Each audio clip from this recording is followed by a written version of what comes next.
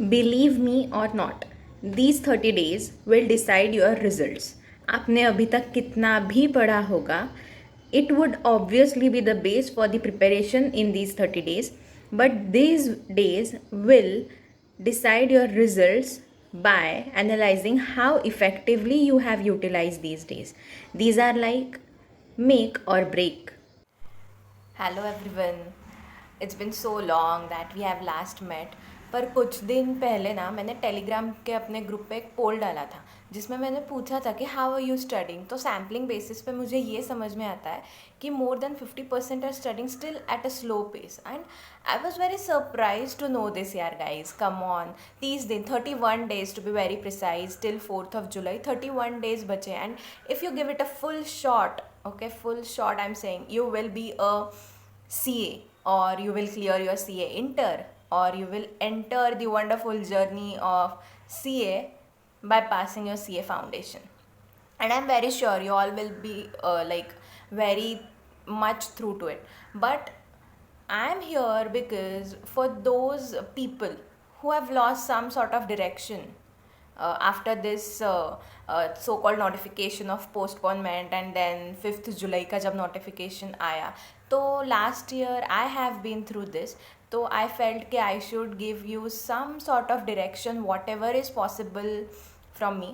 तो simply I would tell you, 31 days बचे. आज 3rd of June है और 4th of July तक 31 days बचे. तो 1st July से 4th July तक के 4 days तो हम छोड़ ही देते हैं. तो क्योंकि वो FR या फिर इंटर के लिए अकाउंट्स या लाइकवाइज उसके लिए आपको लगेंगे. तो वो 4 days छोड़ के 27 days are left with you, out of which you simply divided into 16 and 11 days. Okay. And in दो 16 days ICI के टाइम शेड्यूल से 3 to 6 बैठ के आप, अर्थात ऑफकोर्स मतलब वो जो 2 days की लीव एक पेपर को रहेगी वो मत लो. हर ऑल्टरनेट डेज के लिए आप एक पेपर सॉल्व कीजिए 3 to 6. उससे क्या होगा, आपको एग्ज़ाम के तुरंत पहले कॉन्फिडेंस आ जाएगा. let it be any paper, try to get it evaluated by any evaluator. It would be a cherry on the cake. मतलब आप सॉल्व करते हो, आप सेल्फ एवेल्यूएट करते हो, वो भी ठीक है, प्रैक्टिस होनी चाहिए लिखने की before the exam.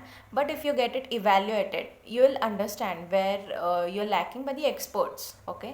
Self evaluate करने के बाद भी आपको समझेगा ही, पर अगर आप एक्सपर्ट्स को देते then it would be easier for you to understand from their point of view, from examiner's point of view. Okay.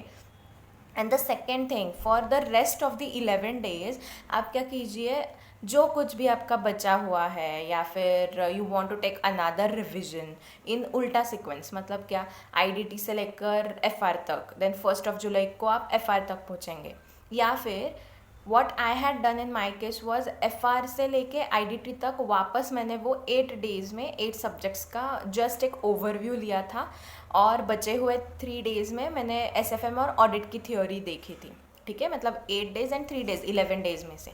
तो ऐसे भी आप लोग कर सकते हो. And I really think that would add value to your studies and it would provide you a proper direction. Okay.